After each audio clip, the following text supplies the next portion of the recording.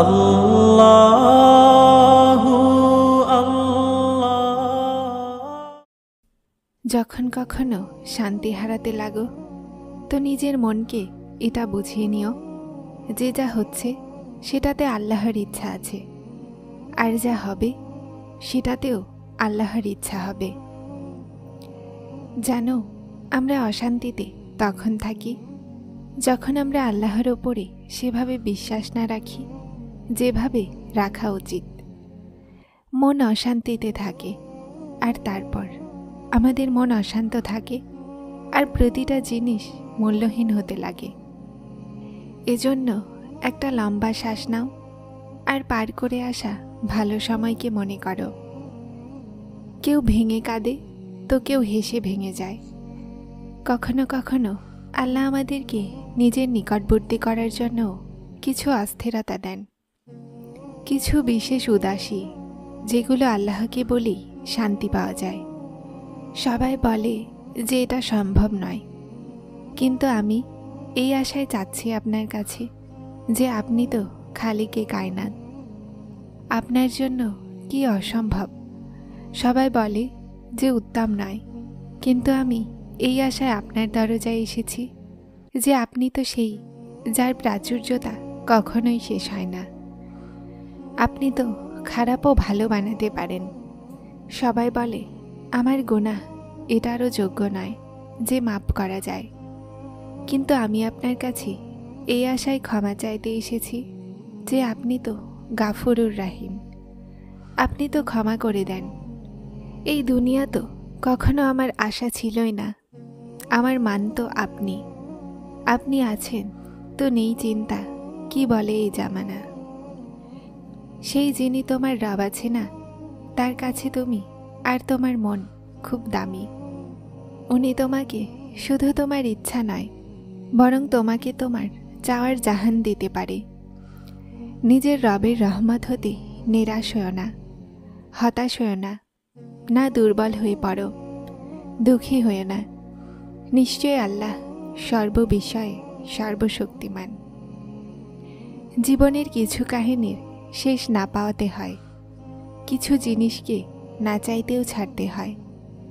কখনো কখনো আমরা সেই জিনিসকেও চেয়ে নিই যা আমাদের হয় না, যা অন্য কারো জীবনের অংশ হয়।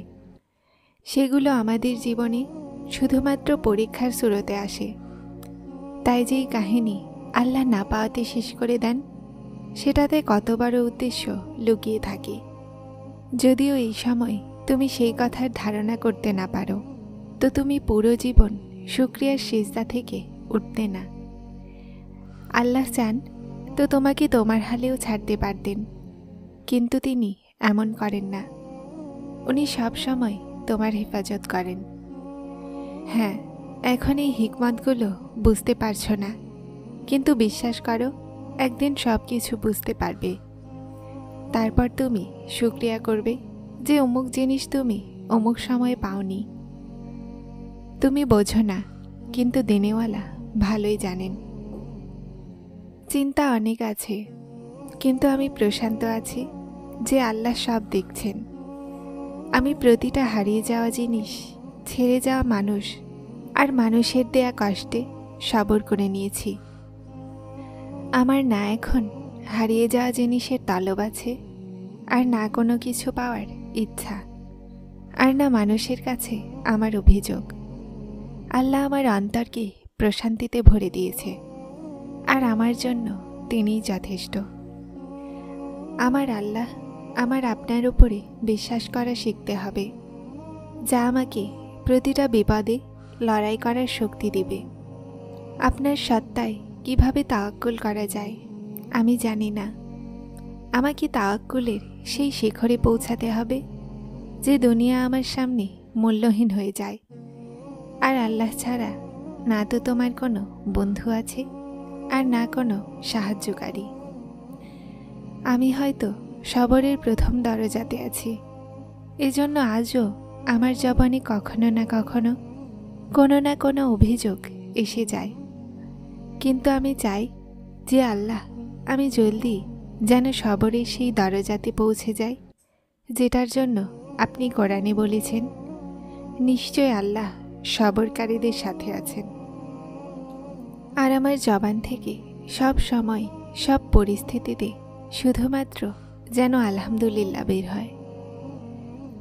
কখনো কখনো ভাবি, যদি তিনি রহিম না হতেন তো আমার মতোরা কোথায় যেত?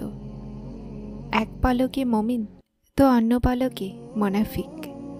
আর এই কথা শুধুমাত্র তিনিই জানেন, অন্য কাউকে জানতেও দেন না। না জানে কতদিন, কত মাস আর কত বছর তার নফরমানিতে পার করে তাকে একবার ডাকবেন তো তিনি ডাক শুনে নেন। কে করতে পারে এমন ভালোবাসা আমার রব ছাড়া? জীবনের অনেক ক্ষেত্রে আমি জেনেছি যে আমার সাথে আল্লাহ ছাড়া আর কেউ নেই।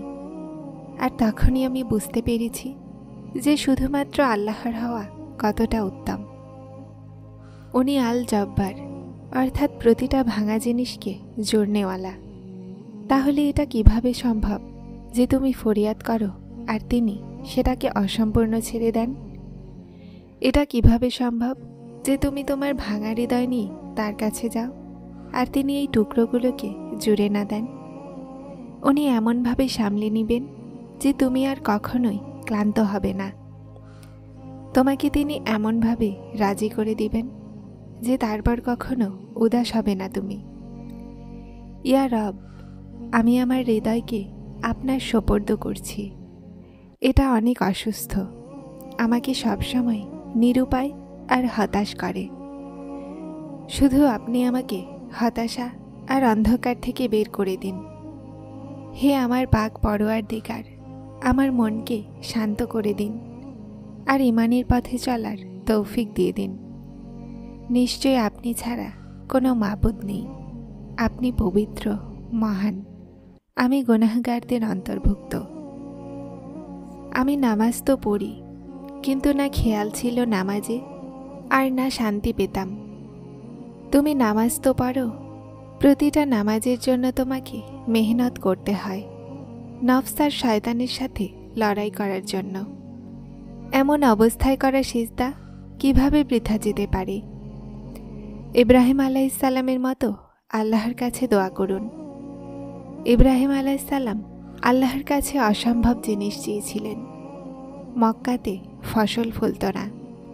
ইব্রাহিম আলাইহিসসালামের দোয়ার জন্য সেখানে ফসলের আবাদ হয়েছিল। সাময়িক পরিস্থিতির জন্য পুরো জীবনকে খারাপ ভেবো না, কেননা সময় সব সময় বদলাতে থাকে।